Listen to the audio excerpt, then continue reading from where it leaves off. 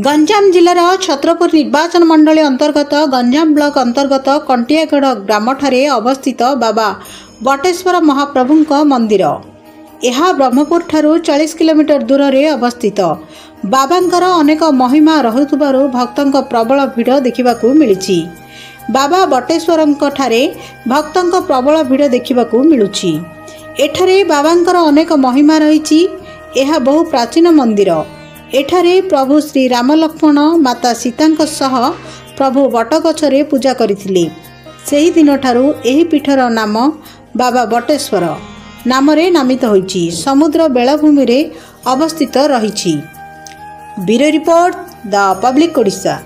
वंदे भक्त जनाश्रय वरदम वंदे शिव शंकर भूलोक पिता जगत पिता ब्रह्मांडनाथ पिता हे पंच प्राण पिता महे पिता गंगा नद्य प्रवाहिक पिता हे चंद्र शोच पिता श्रीकुंड पिता पिता महापिता तुम्हें मम प्रभु।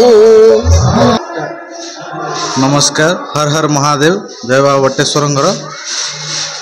तस्यांगे धरणे धरेन्द्र तनुजा गंगे त्रमंगे शुचि फाले चुंदचिता गले च गरल वक्षस्थले वासुकी पाणो ब्रह्मशिरा श्मशान वसितं प्रत्यंग बिंगं घृतं तम वंदे शिव शंकर नाट्य रसिक श्री बाबा बटेश्वर। ये बटेश्वर मंदिर बहुत पुराना। प्राचीन कालरू जितेबाला आमर पालु राजा जाऊे कांची अभियान पालु राजा जो जाऊे आमर पाराला खुमड़ी राजा सहित मिलन से टाइम से आसला भर घोड़ार टाकू बाजिकी से स्वप्नादेश होता है बट गच मूल गोटे शिव मंदिर अच्छी। राजा सैनिक मानक नहीं से मंदिर बाहर करते।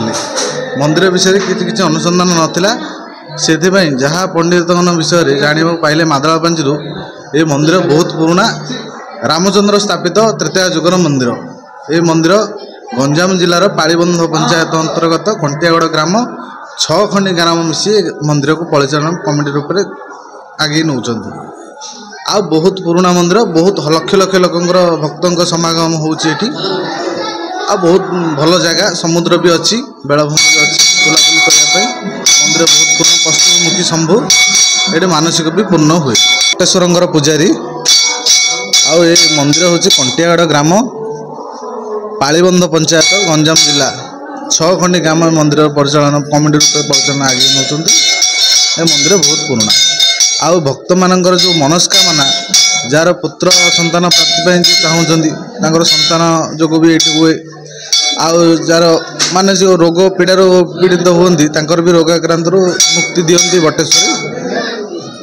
जार बाहागर हो पारे एमती बहुत प्रकार अच्छी मनीषर आशा से आशा पूर्ण करते बटेश्वर से ये लक्ष लक्ष लोक। श्रीधर कुमार पंडा कंटियागढ़ एटा गंजाम ब्लॉक पालीबंध पंचायत।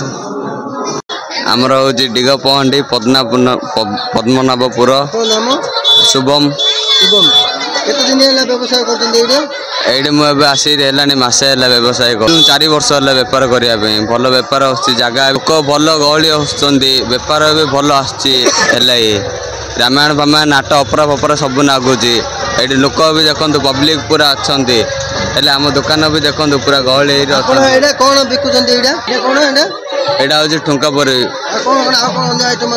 मुझे दुकान आनी चाट दुकान चाट चाउमिन मंचूरियन पाव भाजी दही बरा मसला दोसा सब आनी डिगपहंडी आसी।